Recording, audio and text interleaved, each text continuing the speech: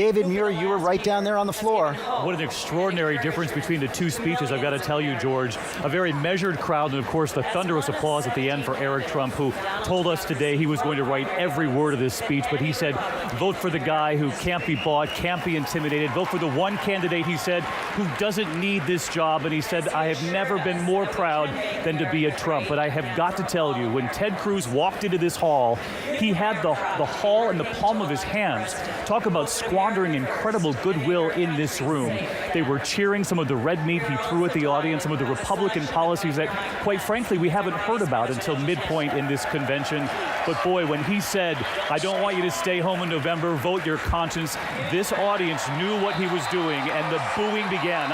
George, there was a revolt right behind me here, just above the camera. They were shouting, this is Trump's show.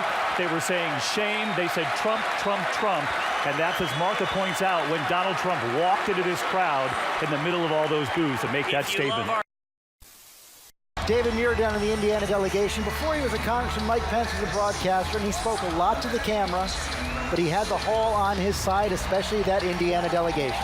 No question about that, George. And what'd you make of your governor tonight? As Mike, the stage gets bigger for Governor Pence, he keeps getting better. Crushed it, grand slam. They were chanting, I like Mike over here in Indiana. But George, let me show you something. This is the verdict of this convention hall. Take a look.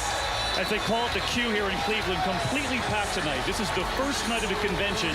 At the end of this primetime hour, we have seen a crowd on its feet, completely filled here. If the Trump kids were here to talk about the character of their father at home, then Mike Pence took that stage to make the case that Donald J. Trump is fit to be president, George.